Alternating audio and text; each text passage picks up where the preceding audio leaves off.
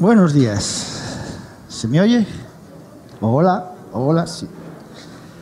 Bueno, el mes pasado estuvimos aquí viendo algunas cuestiones de la relación entre Pablo y Timoteo en sus cartas y hoy vamos a seguir con esto, porque las cartas de Timoteo dan para mucho más. Así que voy a empezar a hablaros primero de una anécdota, algo que pasó con un grupo de valdenses que se fueron a Calabria. Los valdenses, ¿sabéis quién es? Pedro Baldo, que era un rico comerciante, que en 1173 regaló todo lo que tenía y se dedicó a vivir una vida de pobreza. No era pobre y regaló poco, era un rico comerciante, regaló todo lo que tenía, se dedicó a vivir una vida de pobreza. Y de ahí vienen los valdenses, porque este señor se llamaba Pedro Baldo. Como tantos movimientos de renovación en la Iglesia, muchas veces si quieres vivir una fe viva y auténtica, pues la tienes que vivir fuera de las rígidas estructuras de la Iglesia, y eso le pasaba a este Pedro Baldo y los valdenses. Y como siempre, pues estos grupos se les persigue. Si lo quieres hacer bien, si quieres vivir el Evangelio, te persiguen. Qué cosa más curiosa, ¿no? Y te persiguen los que se llaman cristianos. Pues dice John Fox en su libro, el libro de los mártires, no sé si has leído este libro de John Fox, el libro de los mártires, muy interesantes.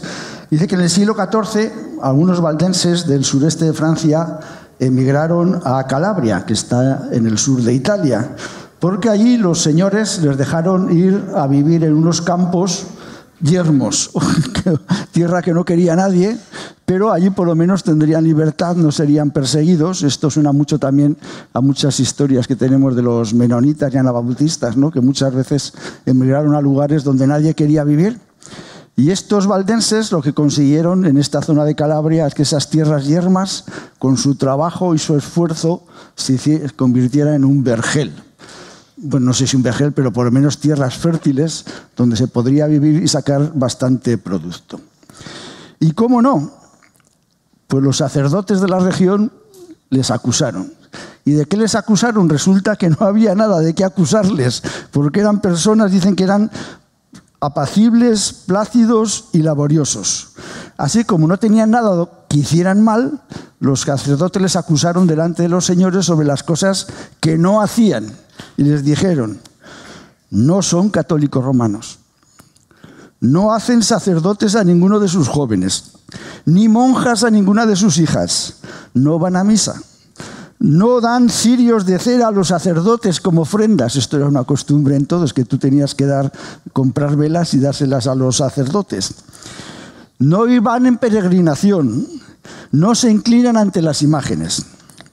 Sin embargo, los señores calabreses, ante los cuales los sacerdotes estaban quejando, les dijeron: mira, esta gente es extremadamente pacífica, con su vida no ofenden a los católicos, ni a los romanos, ni a nadie en nuestra región, y además pagan con buena disposición los diezmos a los sacerdotes, porque era una norma de la zona, hay que pagar el diezmo al sacerdote. Pues esta gente no solo lo pagaban, sino que lo pagaban con buena disposición, ¿no? Normalmente esto se pagaría a regañadientes porque no me queda más remedio, pero estos nunca pusieron queja y lo que tenían que pagar lo pagaban, con lo cual los sacerdotes tenían más ingresos que antes de que vinieran esta gente. Así que los señores les dijeron: sois los últimos que teníais que quejaros de que estos hombres estuvieran aquí. ¿Y por qué digo esto? Porque parece que estos valdenses respondían al modelo que Pablo propone a Timoteo sobre cómo debe de ser un hombre de Dios. Utilizamos hombre en plan genérico, hombre y mujer de Dios. 1 Timoteo 6:11 dice: pero tú que eres hombre de Dios, huye de todo eso y busca con ahínco la rectitud, la piedad, la fe, el amor, la paciencia y la dulzura. Otras versiones, en vez de paciencia y dulzura, dicen la constancia y la humildad.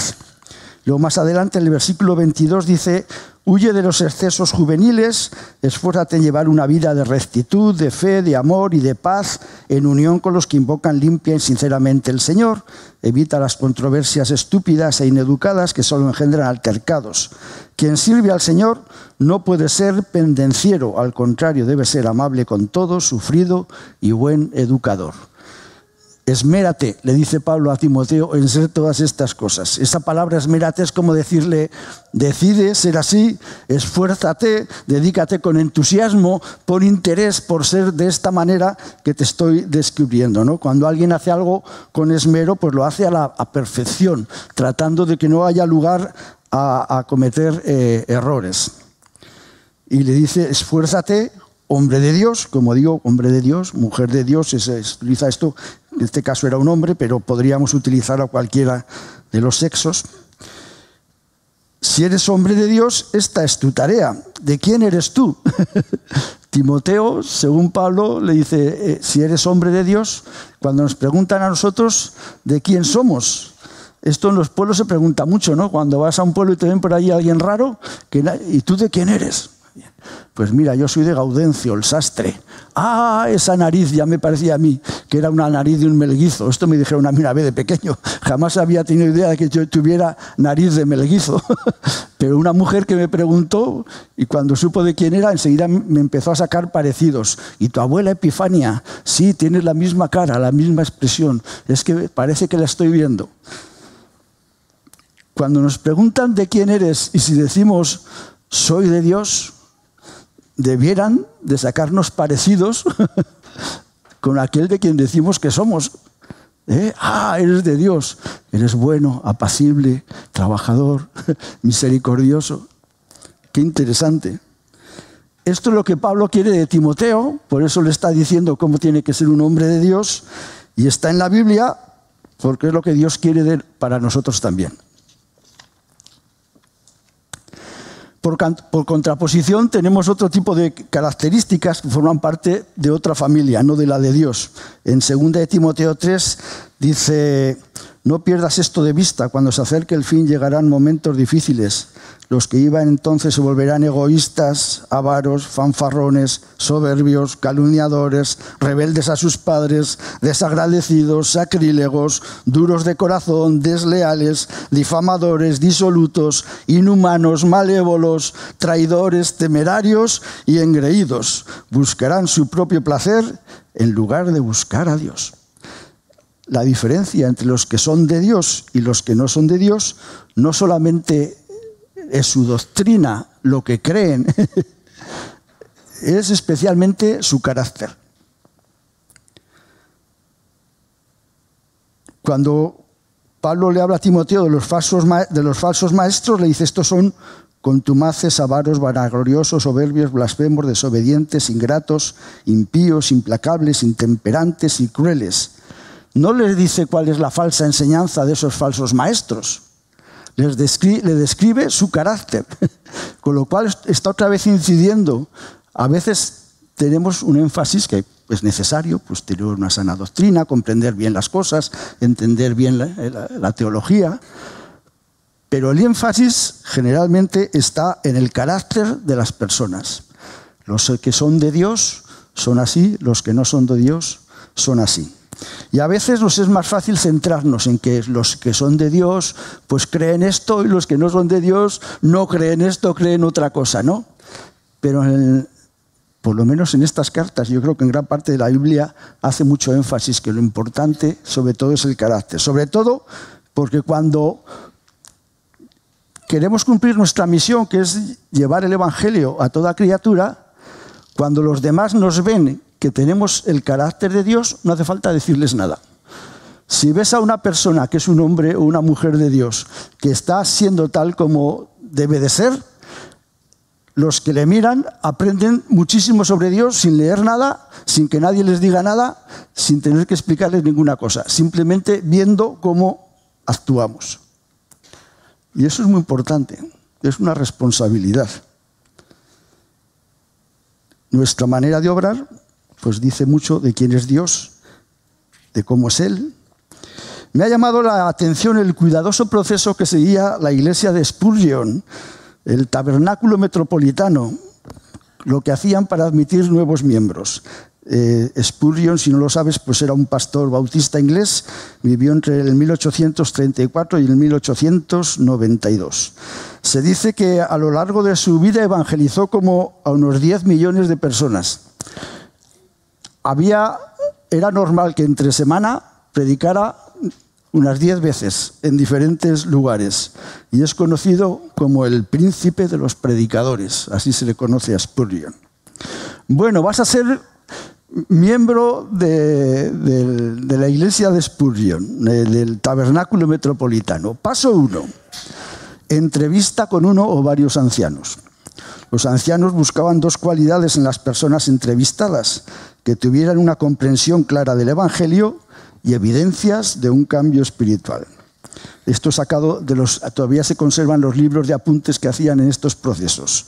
Un apunte dice: en una entrevista con James Melbourne, el anciano dice: estoy asombrado de cómo alguien puede ser tan completamente ignorante de su propia ignorancia del Evangelio. O sea, ignora el Evangelio, más habiendo escuchado desde hace tiempo las predicaciones de Spurgeon. Así que en lugar de apresurarlo en el proceso de membresía, el anciano lo remite a una clase de Biblia donde puede estudiar más a fondo las Escrituras y llegar a un conocimiento salvífico de Cristo. En el caso de Emma Wilcox, el anciano cuenta que antes era aficionada a las diversiones del mundo, pero después de un sermón en particular se produjo un cambio decidido. Ya no hay paseos dominicales, ni salón de baile, ni casa de juegos. Las cosas viejas pasaron. Desea mostrar su amor a Jesús reuniéndose con su pueblo y quiere bautizarse. Aquí había pruebas tanto de un alejamiento de la mundanalidad como de un giro hacia la fe en Cristo. El anciano le dio una tarjeta para que diera el siguiente paso. Si pasabas el primer paso, el anciano te daba una tarjeta, vas al siguiente paso. ¿Cuál era el siguiente paso? Una entrevista con el mismísimo Spurgeon. Los ancianos al principio hacían un filtro y ya llegabas a ver a Spurgeon. Una vez al mes, o más a menudo, cuando fuera necesario, el pastor designa un día para ver las personas de este modo aprobadas por los ancianos. Spurgeon entendió que la entrevista de membresía era una oportunidad para comenzar a pastorear a esa persona incluso antes de ser miembro de esa iglesia. Empezaba a conocerle y empezaba a tratar con esta persona, tanto si siguiera siguientes pasos como si no, pero ya establecía una relación, le conocía, le podía aconsejar y decir cómo continuar adelante. Spurgeon decía: lejos de querer rechazarte, si realmente amas al Salvador, estaremos encantados de acogerte. Si no podemos ver en ti la evidencia de un gran cambio, no hablaba tanto de si su doctrina era sana y tal, la evidencia de un gran cambio, te señalaremos amablemente nuestros temores y estaremos felices de señalarte al Salvador. Pero ten la certeza de esto: si realmente has creído en Jesús, no encontrarás la iglesia terrible para ti. Se ve que alguna gente encontraba la iglesia un lugar terrible, pero pues Spurgeon aclara esto. Si Spurgeon quedaba convencido, le daba una tarjeta a la persona para el siguiente paso: nombramiento de un visitador por parte de la congregación. Si un solicitante superaba los primeros pasos, un anciano presentaba el testimonio delante de la asamblea y entonces se designaba a un miembro de la iglesia que se dirigiría a tu casa, a tu barrio, a tu trabajo, para investigar e indagar sobre la moral y la reputación del candidato. Las preguntas que hacían era, por ejemplo: ¿conoces al candidato? ¿Sabías que era cristiano? ¿Sabías que quiere bautizarse y unirse al Tabernáculo Metropolitano? ¿Cómo es su carácter? ¿Cómo se comporta en su trabajo? ¿Cómo trata a su familia? En el Tabernáculo Metropolitano se reconocía que juzgar la profesión de una persona con solo 2 entrevistas pues era poco. Así que este tercer paso permitía a la iglesia hacerse una idea de la reputación de la persona y de ver cómo era verdaderamente en su contexto y exactamente si allí estaba siendo cristiano o no. Esto también dio muchas oportunidades de evangelización al solicitante, ya que todos los vecinos y su círculo más próximo se enteraban de que era cristiano y que quería integrarse en la iglesia. Cuando el visitador volvía a la congregación, todavía había un cuarto paso: el voto congregacional. Si el visitante está satisfecho, pide al candidato que asista con él a la siguiente reunión de iglesia para presentarle ante la iglesia y responder a las preguntas que se le hagan, principalmente con el fin de convencer a la iglesia de la autenticidad del caso. Después de la declaración ante la iglesia, el candidato se retira y se procede a la votación. Bueno, este paso pues está muy bien porque se involucraba a toda la congregación, ya que iba a ser recibido como un miembro más de la iglesia, ¿no? Y el compromiso que se tomaba al final no era tanto que solamente que se admitía a la persona como miembro, sino que la iglesia se comprometía con él a caminar de aquí en adelante juntos y a ayudarse, estimularse unos a otros para seguir siendo buenos y auténticos cristianos.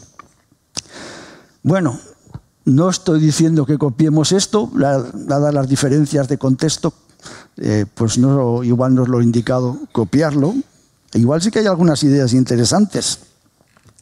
Pero lo que podemos aprender de este proceso es que se daba mucha importancia al conocimiento bíblico en cuanto a comprender el Evangelio. No estas teorías de las tendencias de ahora, de no sé qué, no sé cuántos. En fin, pocas discusiones. Lo importante es comprender el Evangelio. ¿Quién es Jesús? ¿Cómo se obtiene la salvación? ¿Qué es lo que hace que una persona sea salvada o no sea salvada? A partir de ahí, ¿cuáles son los pasos que tienes que dar? Eso es lo verdaderamente importante. Y lo segundo, como vemos, que había una consecuencia en cuanto a comprender el Evangelio. Si comprendes el Evangelio, vivirás de esta manera. Si no lo comprendes, vivirás de esta otra. Y si no vives de la manera apropiada, quiere decir que probablemente no has comprendido cómo es el Evangelio. Esa es, digamos, lo que subyace en el fondo de todos estos pasos. Cuando la verdad de Dios opera en nuestras vidas, nos transforma a semejanza de Cristo, de manera que adquirimos una conducta personal y social que sigue normas nuevas, que pertenecen al reino de Dios. Así, la vida cristiana no es solo nueva información que se acumula en nuestra memoria, sino un imperativo que nos lleva a vivir de otra manera. Este es el resumen de la predicación.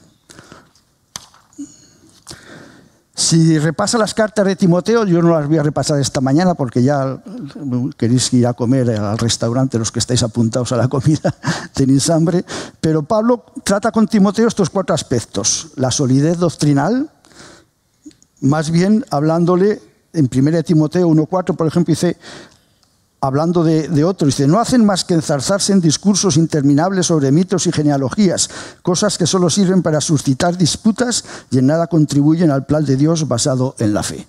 Discutir de cosas que no vienen a comprender la profundidad del Evangelio no merece la pena, ¿no? Aquí Miguel estaba haciendo el otro día una visita por aquí y un nuevo pastor que habíamos contactado resulta que llega y dice que es un pastor unitario. Vaya hombre, una cosa nueva que hay que descubrir. Entonces, no, porque no puedes bautizar como es bautizado siempre en el nombre del Padre, del Hijo y del Espíritu Santo. Ahora tienes que bautizar en el nombre del Hijo solamente. Pero bueno... Si tú estás bautizado en el nombre del Padre, del Hijo, del Espíritu, imaginemos que estamos equivocados y que hay que bautizar solo el nombre, y llegas al cielo y allí San Pedro te dice, no hay sitio para ti aquí porque has metido al Hijo y al Espíritu Santo a la hora de bautizarte. Pero si ni siquiera fui yo, fue el pastor quien dijo eso. ¿Qué discusiones nos buscamos en la iglesia a veces para hacer las cosas más complicadas, para alejar el Evangelio verdaderamente de las personas?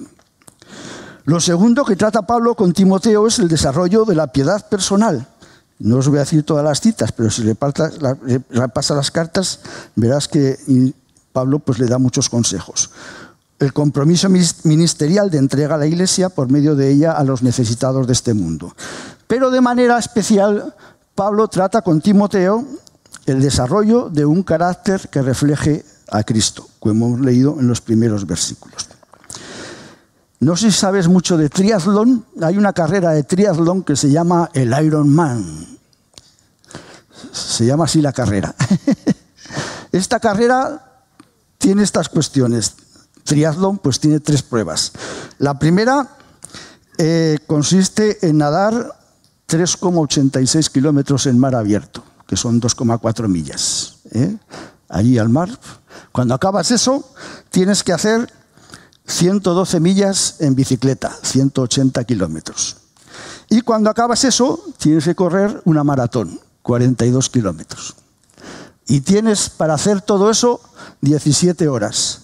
La carrera empieza a las 7 de la mañana, a las 12 de la noche tienes que haber terminado.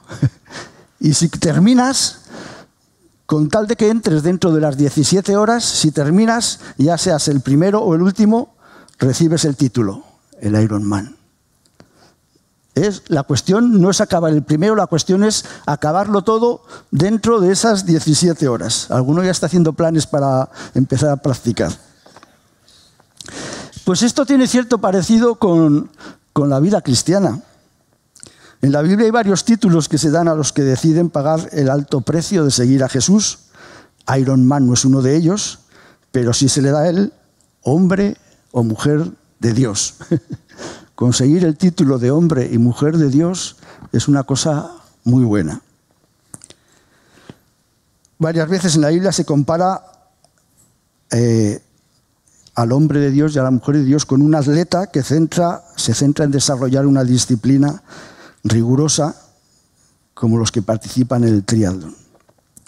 Comenzamos la carrera cuando nos arrepentimos y entregamos nuestras vidas a Jesús, pero muchas veces no sabemos que automáticamente se nos apunta al Ironman, al Ironman cristiano. Tú un día te entregas a Jesús, decides bautizarte, comienzas y no te has enterado, pero estás apuntado a esa carrera. Aquí hay una diferencia. No sabemos las horas que tenemos. Algunos tienen 20 años, algunos 50, algunos 60. Esta carrera tiene esta condición. No sabes el tiempo que tienes para correrla. Pero sí que hay que correrla con el ahínco, como si supieras que solamente tienes 17 horas. Porque Jesús dijo, vuelvo pronto. No sabes si vendrá de aquí a las 12 de la noche. Hay que correrla con ahínco. Ya tengas un año, 10, 15, 20, 50 años.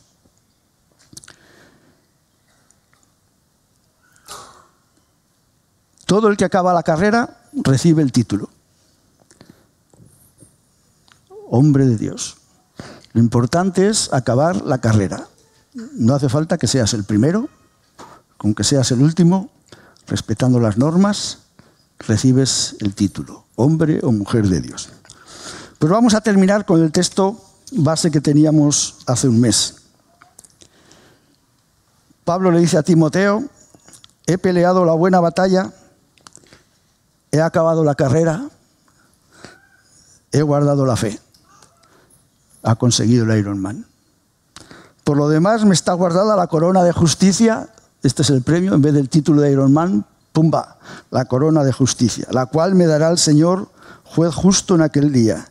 Y no solo a mí, sino también a todos los que aman su venida.